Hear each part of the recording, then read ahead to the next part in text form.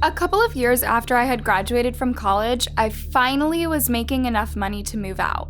Rent was pretty high where I lived, and I didn't want a roommate, so I had to search pretty hard to find a one-bedroom apartment that was in my budget. I finally settled for a unit that wasn't in the best area of town, but decently priced. Most importantly, they were dog-friendly, which meant I could bring my beloved dog Henry along with me. On move-in day, I met the girl that was in the unit right next to mine. Her name was Rachel. She was nice and around my age. She was also living alone, so we agreed to have each other's backs in the future if anything happened. She encouraged me to sign up for an account on an app called Nextdoor. It was a way to communicate with people in the nearby area. People would post about missing pets, road construction, any criminal activity that had been going on, and you could post items for sale. Because I wanted to be sure to keep up with anything affecting my apartment complex and the surrounding area, I quickly set up an account. I was so busy with moving, I didn't look at it for a few days. After I had gotten moved in, I realized that the couch I had brought with me didn't fit very well within the living room because it was too big. I was in search for another one, but I was on a budget, so I knew buying a new one wasn't going to be an option. I then remembered the girl next door telling me a lot of people sold things on Nextdoor. I opened up the app and made a quick post saying that if anyone in the nearby area had a couch they were looking to get rid of, I might be interested.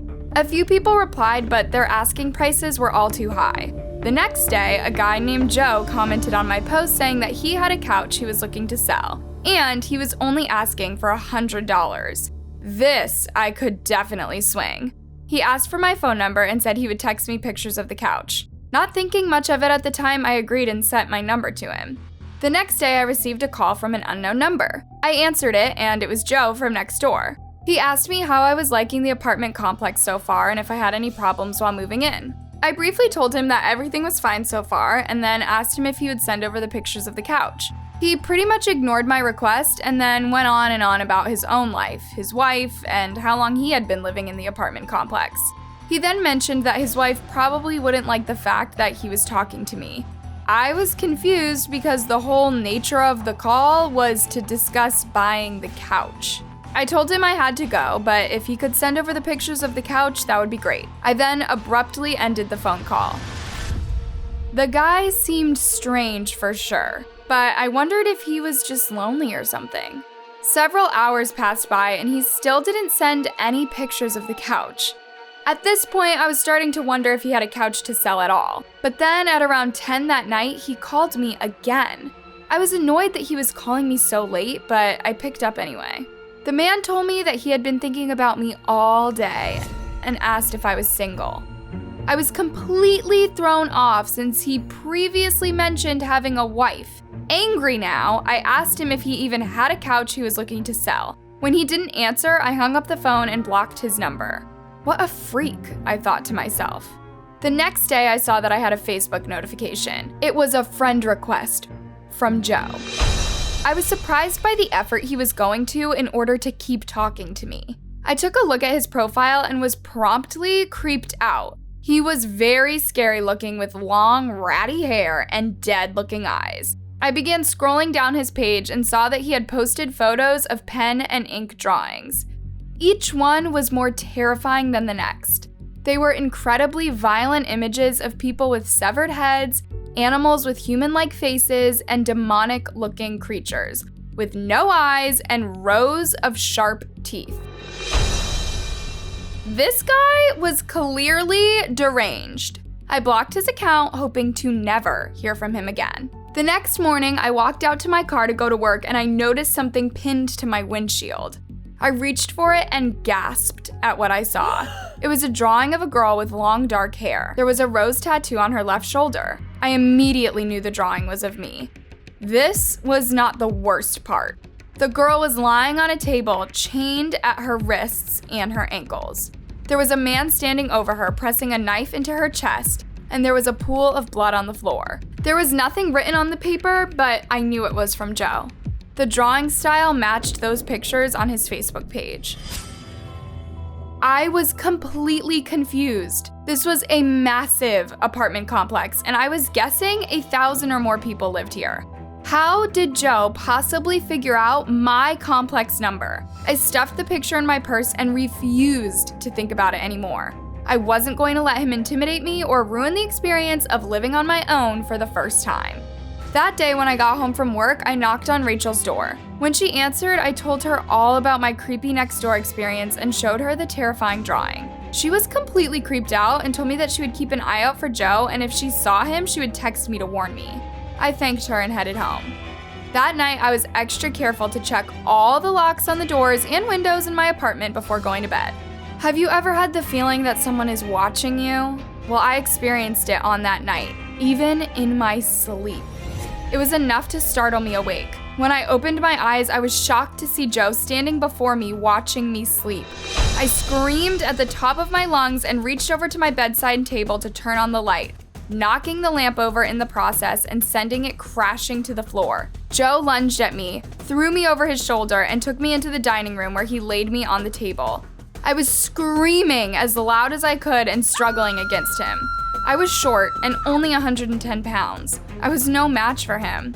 My dog was barking like crazy trying to attack Joe, and Joe pushed him into another room and closed the door. He held a knife to my neck and told me that if I kept moving, he would use it on me. I couldn't keep still, and he cut a thin line into my jaw, causing me to howl out in pain. He used a thick rope to tie my ankles and wrists together. I was wearing just an oversized t-shirt at the time and felt more vulnerable than ever. I didn't know what he was going to do to me. When he had finished tying me down, he opened a suitcase on the floor. The suitcase contained some of the scariest weapons I could imagine. There were whips, hatchets, sharp scissors, and more knives of different sizes. He looked at me lying on the table helplessly and smiled a cruel and terrifying smile. He said, "This is going to be fun."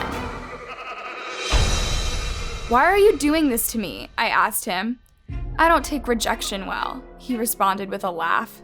He grabbed a larger knife and stroked my thigh with his hand. "A blank canvas," he said in a hushed voice. "I think I'll sign my name." I began screaming again in agony as he dug the knife into my flesh. I was sure I was going to die here. After he had finished, he pulled out what looked like surgical instruments. "What pretty eyes," he told me. "I think I'll take one." I scrunched my eyes shut, preparing for the worst, and then all of a sudden, I heard a bang. I opened my eyes and I saw Rachel standing in front of me with a baseball bat. Joe was on the floor, bleeding from his head. "I heard your screams. Thankfully, that piece of trash left the door unlocked," she told me. She picked up one of the knives from the suitcase and slashed the ropes until I was free. She helped me off the table and said, "We need to get to my apartment now. He could wake up at any time." She helped me into her apartment and locked the door behind her. Then she called 911 and handed the phone to me. While I talked to the dispatcher, Rachel pulled every piece of heavy furniture she could find to the door, blocking it. She said that this apartment complex had weak locks that could easily be broken. When the police arrived, we made our way outside and I was placed on a stretcher and taken into an ambulance. When I got to the hospital, I quickly fell unconscious due to the stress and blood loss. When I awoke, Rachel and my family members were by my side to comfort me. Rachel told me that I had lost a lot of blood and had a lot of bandages on, but I was going to make a full recovery. My parents told me that they had spoken to the police and Joe had been taken into custody. They said that they thought he had been planning this attack for a long time, and I just so happened to be the victim he chose. When I was dispatched from the hospital, I had the apartment maintenance staff replace my lock with a modern, powerful one. I then made several purchases, including mace, a taser, and a baseball bat. I'll never let myself be in a situation where I am defenseless again.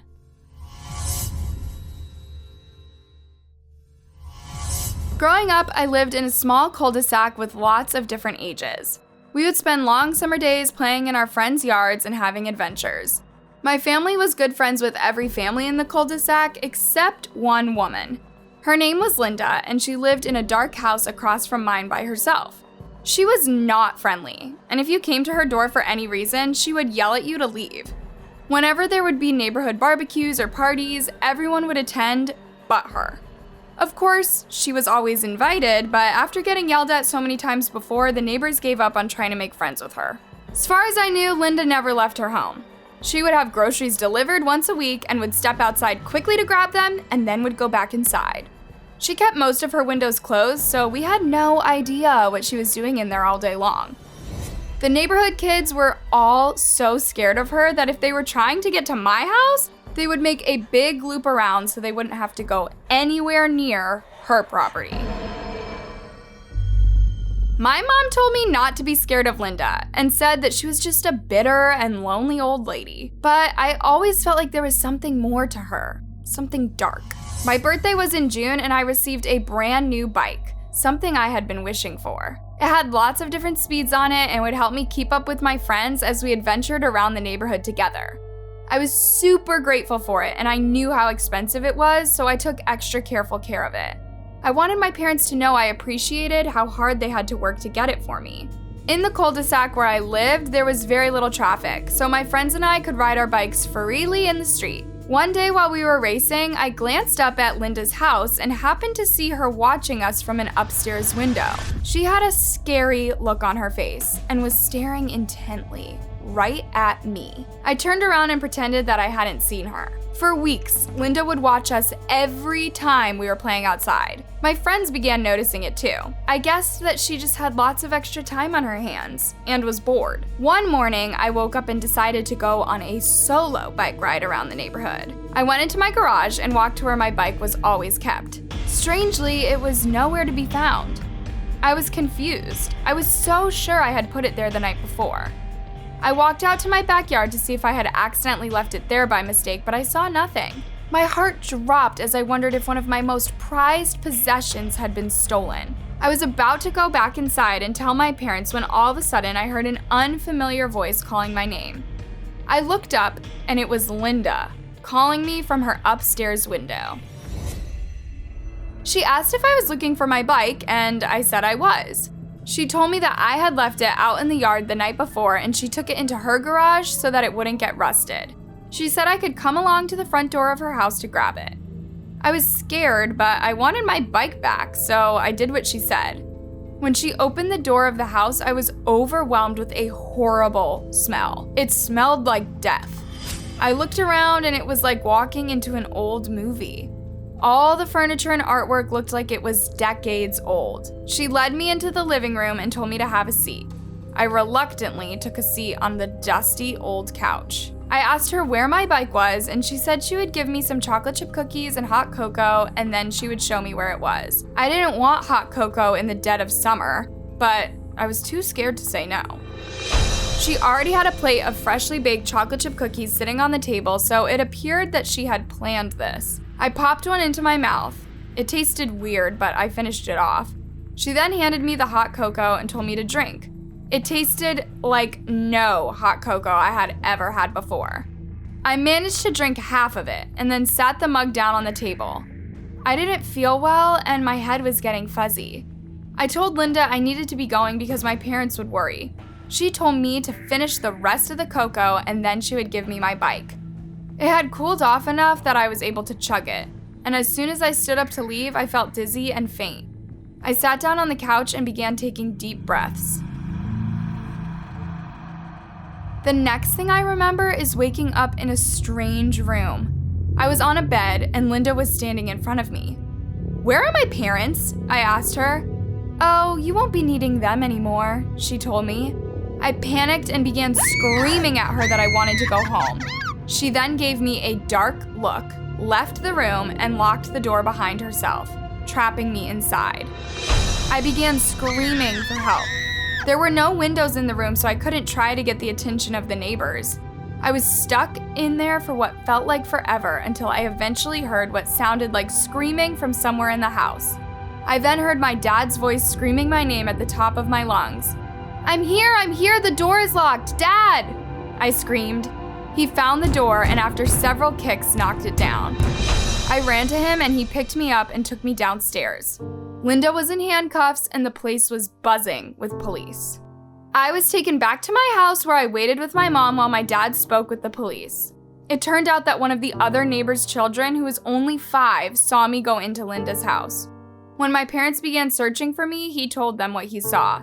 That was the only way they had found me. Linda was taken and put into a psych ward, where, as far as I know, she remains to this day. When I was in college, I lived in a tiny house just slightly off campus with 2 of my friends. It was a rental, and it was pretty old, but it was all we could afford at the time. On the day that we moved in, a guy probably in his 30s greeted me and asked me for my name, which I told him. He said his name was Falcon and that he was our next-door neighbor. He asked if we needed any help bringing in our boxes.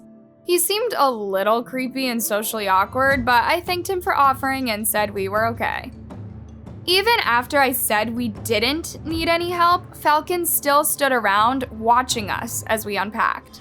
It was strange and very awkward. From that day forward, it always seemed like he was around. If we had a cookout with friends, he would sit out on his front porch and watch the whole time. If we were mowing the lawn, he would come out and do the same. The worst part was how close his house was to ours. Many times I caught him staring at me while I was making dinner or working on homework in my bedroom. My roommates and I invested in heavy navy curtains, which we hung all over the house, so Falcon couldn't stare at us.